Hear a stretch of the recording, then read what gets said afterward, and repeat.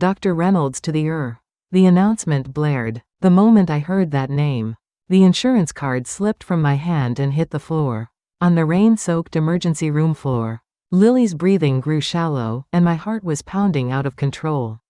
When the man in the white coat pushed the door open, the face I had run away from 6 years ago, after hiding my pregnancy, was standing right in front of me. I had held it in, I had fallen apart, and in that instant, all those years came crashing back at once. Why I had to meet him again like this, I'll tell you the whole story now. You're listening to Silver Story Tree, where the voices of life's late chapters gently bloom again. Subscribe, like, and turn on the bell to hear more heartfelt stories that grow with time. I woke to the sound of rain drumming against the ceiling. 3 in the morning, and Lily, who should have been sleeping beside me, was gasping for breath. Her forehead was burning hot, and her little lips had turned a frightening shade of blue.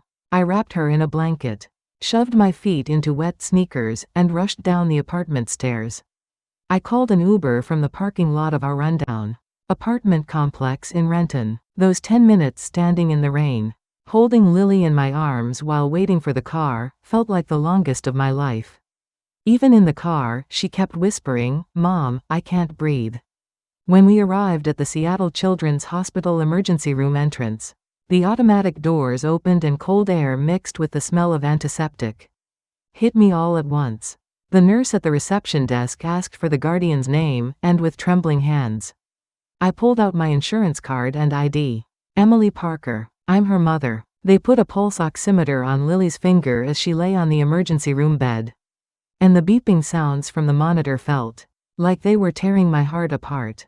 I held her small hand tightly and whispered, "Mommy's right here, don't worry." Then an announcement came over the hospital speakers. Pediatric cardiology, drive. Michael Reynolds to the please. The moment I heard that name, my heart dropped. I told myself it couldn't be him. But when the door opened a few minutes later, I knew. A man walked in, removing his wet black coat and putting on a white coat. The eyes above his mask, his jawline, his gait, everything was exactly as it had been 6 years ago.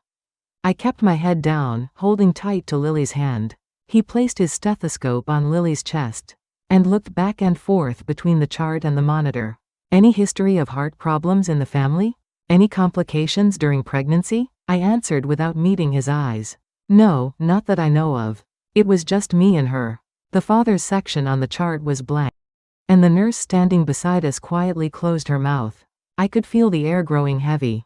Another announcement came over the speakers. Dr. Reynolds, OR is ready, family consult needed. The man with the name tag that read Michael looked up from closing the chart. We should talk in the family consultation room in 10 minutes. I nodded, but I felt like my heart would burst before Lily's. Everything I'd hidden for 6 years was crumbling all at once in this rainy dawn. The emergency room monitor lights blinked, and I heard the sound of a cart passing down the hallway. I held Lily's hand, overwhelmed by the moment. Should I run away, or should I stay this time and face everything? That choice was quietly approaching me in the rain-soaked emergency room. Sitting in the hallway outside the family consultation room, staring at the gray Seattle sky, I drifted back 6 years. I remembered when I was 28, working as a barista at the University Hospital Cafe. There was this resident who would come down after overnight shifts. Exhausted, he'd lean against the counter and ask for just one free coffee. I'd hand him a warm Americano with a smile, and that's how our story began. We'd share a hot dog from the food truck outside the hospital, and sit on parking lot benches until dawn, watching the stars. Michael would smile through his exhaustion, and say, "We'll figure it out together." But one day, when I saw those 2 bright lines on the pregnancy test in the bathroom, I froze. I thought about taking a picture to send him. But then I remembered what he'd said before. I'm not ready for a family yet. I also remembered the day I first met his mother, in the director's office at the Clean Private Clinic in North Seattle. A woman named Margaret spoke bluntly. "My son is meant for big things, Emily. Residency, fellowship, maybe even Harvard. He can't be distracted." After that day, I kept agonizing. Should I tell him about the pregnancy, or handle it alone? Eventually, I made the cowardly choice. I left just one text message and changed my number. I'm sorry, I can't do this anymore. I went down near Portland and hid for months. When I got an ultrasound at a small OB clinic, watching that tiny heart beat on the screen, I cried. I was alone, but I was determined to protect this baby. When I came back to the Seattle area, my belly was already swollen, and I barely managed to rent a one-room apartment in Renton. After Lily was born, I worked at a deli near downtown, surviving the morning prep and lunch rushes. Every time I filled out applications for WIC support programs, I had to write, unknown, in the father's section. Every time I renewed Medicaid, every time I took on night cleaning jobs to avoid missing rent, that blank space haunted me. When Lily was 5, she asked me, Mom, all the kids in my class have dads. Why don't I? I couldn't say anything. I just held her tight and whispered, Mommy loves you enough. For 6 years, I lived as if punishing myself. I thought raising Lily alone was the price I had to pay for running away. And I believed that somehow, someday, my heart would find peace. But nothing got easier. I just got used to it. At the bottom of my phone's photo album, there was still that ultrasound picture from 6 years ago. That tiny dot in the blurry image was Lily, and in the upper right corner, faintly written, was the referring doctor's name. Michael Reynolds. The consultation room door opened and a nurse called my name. Ms. Parker, drive. Reynolds is waiting. I stood up and took a deep breath. I promised myself I wouldn't run away this time. Unlike 6 years ago, this time I would listen until the end. My hand trembled on the consultation room door handle. Before opening it, I took out my phone and scrolled to the bottom of my photo album. There was that ultrasound picture from 6 years ago, taken at a small OB clinic in Portland. When I zoomed in, I could faintly see text in the upper right corner. Patient name Emily Parker. Referring physician Michael Reynolds. I stared at the picture for a long moment, then whispered to myself, Lily, this time Mommy won't run. Your dad exists, and you have the right to know that. Inside the consultation room, Michael had the chart open with a calm expression. In his professional doctor's voice, he said, Your daughter appears to have a congenital heart defect. She may need surgery. Were there any complications during your pregnancy? I steadied my breathing and answered. It was complicated. I was alone. There was a moment of silence, and Michael seemed to be calculating Lily's birth date and when I had disappeared. Something like realization crossed his face. Michael asked carefully, Emily, were you ever pregnant when we were together? Hearing those words, I closed my eyes and opened them again. I knew I couldn't hide anymore. I tried to tell you, but your mother came to me first. My voice shook, but this time I said it all the way through. The air felt frozen. Michael said, as if he couldn't believe it, my mom told me you left. That you took care of the baby. I've been living with that hurt all this time. Walking down the hallway after leaving the consultation room, I looked at the ultrasound picture on my phone again. No more lies. If he denies Lily, we'll handle this legally. I made that promise to myself. Just then, someone called my name from the end of the hallway. Emily, is that you? A woman, wearing a badge with the Seattle City logo stood there. It was Lisa, my high school classmate. Lisa approached with a surprised expression. Why are you here? Is your child sick? I nodded and barely managed to answer. Lily has a heart problem. She might need surgery. Lisa took my hand and said, Do you have time now? Let's get coffee. After hearing from the nurse that Lily was resting in the recovery room, I followed Lisa down to the first-floor cafe. Once we sat in a corner of the cafe, Lisa handed me a warm latte and asked, What's going on? You don't look okay. Gripping the paper cup tightly, I told the story. I hadn't been able to tell anyone for 6 years. I got pregnant. I was scared. And the mother of that perfect doctor's son told me if I didn't want to ruin his life, I should disappear. My voice trembled, but Lisa listened all the way through. Lisa sighed deeply and said, His mother doesn't get to decide. Your daughter's rights. In America, Lily has legal rights to her father. Child support, inheritance, everything. This isn't about your feelings anymore. Listening to Lisa's words, I felt something warm rising in my chest. For 6 years I'd thought it was all my fault. And it felt strange to have someone on my side. Lisa carefully explained things like family court, paternity testing procedures, and child support claims. Then, through the cafe window, someone was staring at me. A middle-aged woman in a simple white coat with pearl earrings. Margaret. That same cold look from 6 years ago. I heard the sound of Margaret opening the cafe door. I stood up to face her. Because this time, I had decided not to run away. Margaret spoke in a cold voice. Emily, I honestly didn't expect to see you again in Seattle. Especially not at my son's hospital. I stood up and met her eyes. I didn't come here for him. I came because my daughter couldn't breathe. Margaret glanced at my worn jacket and the hospital bill in my hand. Then twisted her lips slightly.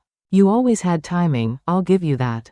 Right when Michael is up for a promotion, you show up with this story. Do you have any proof? My hands trembled, but I bit my lip. Thinking of the ultrasound picture on my phone. Lisa stepped between us and said firmly, drive. Reynolds' mother, whether you like it or not. If this child is his, the law is very clear. And right now, the focus should be on Lily's surgery, not your reputation. Margaret lowered her voice and whispered to me. Walk away quietly, and I'll make sure the hospital bills disappear. You and your daughter can start over somewhere else. I recognized that same smell from 6 years ago. Take the money and disappear from my son's life. With a shaking voice, I answered. 6 years ago, I ran away because I was scared. But this time I have Lily. My daughter has the right to know her father, and I'm not hiding anymore. Margaret's face hardened, and Lisa put her hand on my shoulder. Quietly saying, you did well, Emily. Now we're really starting. I nodded and walked out of the cafe. Walking down the hallway, I thought to myself that for Lily's sake, I could do anything now. Surgery, court, paternity tests, whatever it took. The Emily who had been hiding for 6 years was gone. On my way back to the ward, I could see Lily's small face through the recovery room window. Watching my child sleep with an oxygen mask on, I made another promise to myself. I'll clear the path so you can live with your head held high. That night, Lisa texted me materials about family court procedures. Paternity confirmation, custody, child support, birth certificate correction. It looked complicated, but Lisa said, it's just paperwork. Hard, but doable. I'll help you. The next morning, when Michael came into Lily's hospital room, I had already steeled my resolve. He asked carefully, I heard my mother came last night. What did you two talk about? I looked straight at him and answered. Your mother made the same offer as 6 years ago. But this time, I refused. Complex emotions crossed Michael's face. He said, Emily, I want to know the truth. If Lily is really my daughter, I think I need to take responsibility. I took out my phone and showed him the ultrasound picture. Here's your proof. And if necessary, we can do a DNA test. Michael stared at the picture for a long time, then nodded. All right, let's do this properly. Hearing those words, for the first time in 6 years, I felt something lift from my shoulders. On the morning of Lily's scheduled surgery, the Seattle sky was still gray. Clouds hung low outside the hospital room window. And a nurse came in with surgery consent forms. Mother's signature here. Father's signature, if available, here. My hand trembled so much I couldn't write my name properly. Lily had already received pre-anesthesia medication. And was looking at me with drowsy eyes. Mom, I'm not scared. It'll be okay. The child was reassuring me instead. Michael, who had been watching from the hallway, came into the room. He quietly told the nurse, the mother's signature will be sufficient. Let's proceed with that for now. The nurse nodded and organized the paperwork. As Michael flipped through the documents, he found a photocopied sheet. 2019 OB/GYN referral. Patient Emily Parker. Referring physician Michael Reynolds. His hand stopped on that paper, and I saw his face turn pale. When we moved to the family waiting room, outside the operating room, I took out an old envelope from my bag. A yellowed envelope with, to Michael, written on the front in my handwriting. And a bright red stamp on the back that said, return to sender. Michael approached carefully and asked, Emily, is Lily really my daughter? I didn't hesitate anymore. I put the ultrasound picture and the envelope in his hands. I tried to tell you. I even mailed this letter. But it came back. The address was your mother's clinic. Michael stared at the return stamp on the back of the envelope for a long time. My mom handles all the mail at the clinic. She told me you left. That you took care of the problem." His voice was shaking. For the first time, I told him everything about what Margaret had done to me. What I heard in that clinic director's office, the warning not to ruin her son's life, and how I ran away in fear. Michael hung his head and couldn't say anything. Then Margaret appeared at the end of the hallway. She said in a cold voice, "You seriously believe this, Michael? Where's the proof?" For the first time, I stood up to her. "I have all the proof we need. And if that's not enough, we'll do a DNA test." The operating room doors opened and medical staff came to take Lily. One nurse asked, "Dad, are you coming with us to the OR doors?" Both Michael's and my eyes turned toward Lily at the same time.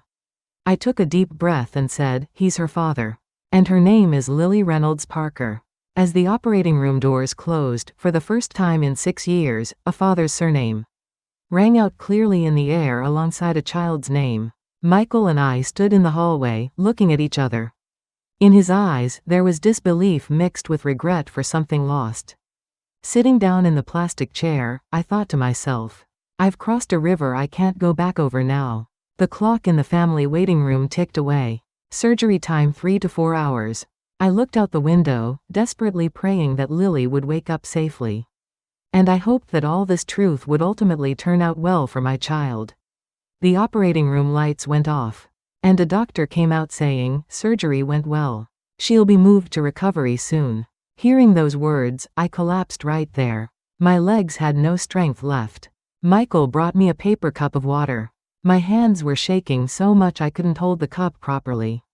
He carefully wrapped his hands around mine to steady the cup. And only then could I take a sip. Through the recovery room window, I could see Lily. Her small, thin chest rose and fell regularly. And the monitor showed a stable heart rate.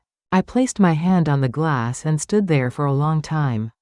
Michael stood beside me and asked, "Why didn't you tell me? What was the real reason?" With tears welling up, I answered, "You said you weren't ready. Your mother told me I would ruin your life." I believed her. Michael gripped his jaw and lowered his head. "My mom told me you left. That you had an abortion and didn't want anything from me." I was angry, but I moved on. Or I thought I did. I took out the returned letter again and showed it to him. This came back. "Returned to sender. Your clinic address. I thought God was telling me to take you out of our lives." Michael held the envelope tightly and muttered, "I should have looked for you. I shouldn't have just accepted my mom's version. I chose the easy story. That's my fault." At the end of the hallway, watching this scene, Margaret's face wavered slightly. She seemed to vaguely remember that envelope. Sitting in a corner of the clinic mailbox years ago, I said calmly, "I spent 6 years thinking I was being punished. That raising Lily alone was my sentence for running away. But now, I just want her to be okay." Michael quietly replied, "If anyone deserves punishment, it's me. I believed someone else instead of checking for myself. But Lily shouldn't suffer any more because of that." Then the recovery room door opened slightly and a nurse said, "Ms. Parker, drive. Reynolds, you can come in now. Lily's waking up." Michael and I went in at the same time. Lily, still groggy from anesthesia, faintly opened her eyes. "Mom, and that doctor." Her voice was thin, but hearing those words made my heart swell. Michael carefully took Lily's small hand and said, "Surgery went well. You're going to be okay now." Lily smiled faintly and closed her eyes again. Watching that scene, I realized something. This was no longer just about Michael's and my feelings. It was a choice that would affect a child's entire life. Leaving the recovery room, Michael said, "I want to do this right. Legally, officially. I want to tell the world that Lily is my daughter." I nodded and answered, "Then let's start." A few days later, Michael, Lisa, and I went to the King County Family Court in downtown Seattle. We passed through metal detectors at the entrance, pulled a number, and sat on cold plastic chairs.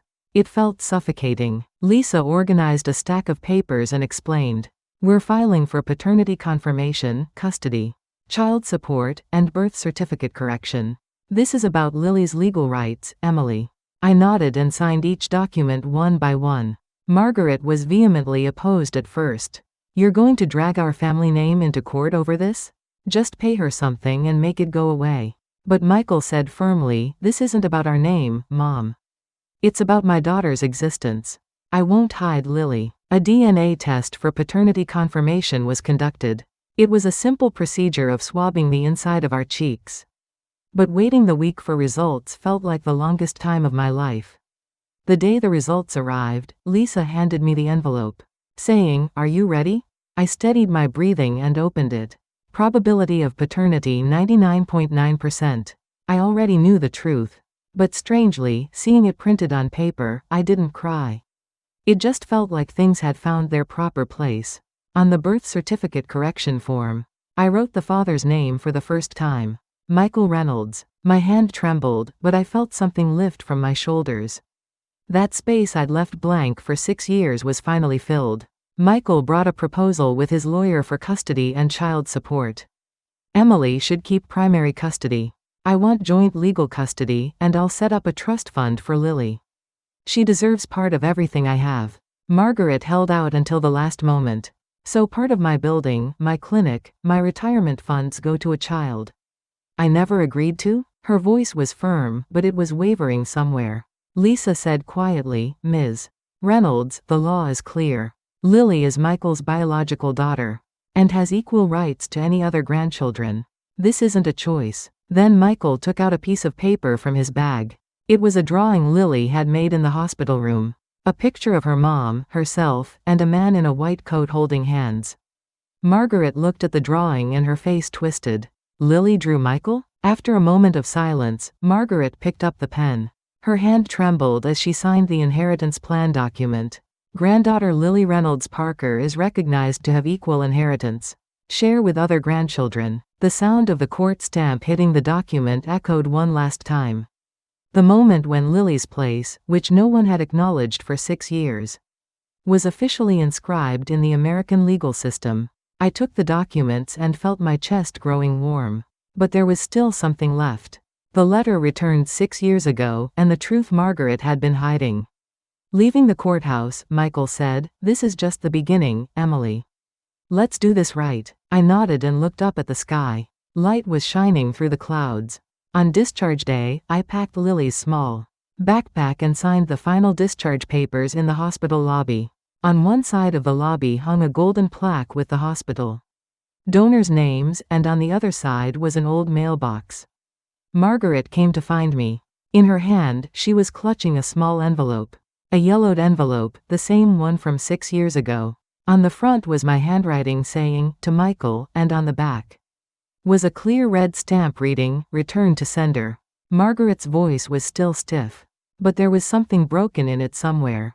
"This arrived at the clinic years ago. I thought it was just promotional mail and put it in a drawer.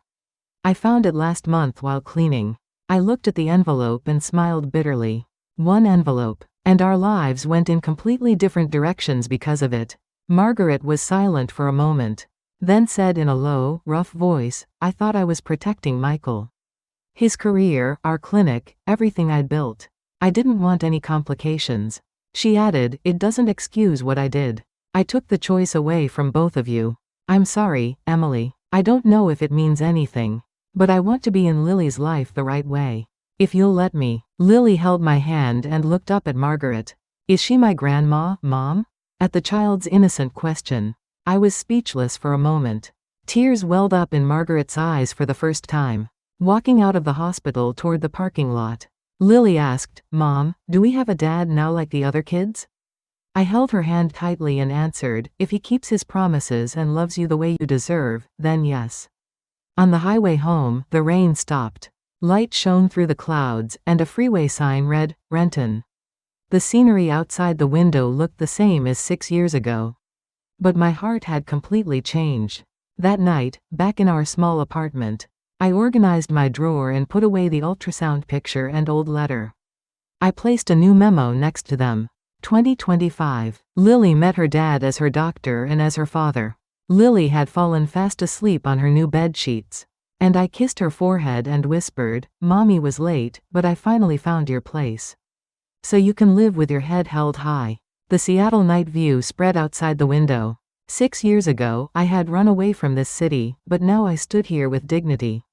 Not as a mother hiding in guilt, but as a mother who fought for her child's rights. If that letter had arrived on time, maybe our story would have been easier. But now I understand. It wasn't a letter I needed, it was a door I had to open myself. A door that no one else could open for me. One I could only open with my own courage. Thanks to that late arriving letter, I eventually found my place. Lily found her place too. It took 6 years, but we did it. Now all that's left is to move forward. My phone buzzed. A text from Michael. I'll come pick up Lily tomorrow. Remember she said she wanted to go to the park? I texted back. Sounds good. See you at 10 in the morning. Closing the drawer, I thought one last time. Do you have an unopened letter somewhere in your life? A truth tucked deep in a drawer because you didn't have the courage? Don't think it's too late. The truth always finds its proper place eventually. I could hear Lily's steady breathing. And I turned off the light and lay down beside her. Tomorrow is a new beginning. For Lily, for me, for all of us. The story ends here, but life continues. And that's hope. Everyone, have you ever carried a heavy heart for a long time? Because of a choice you made in the past, like I did? Through this experience, I learned that in the end, courage and truth become the greatest source of comfort. From the day I stopped running away and decided to protect my child's rights, my own life slowly began to move forward again. It is not too late. We all still have the courage and hope to start over.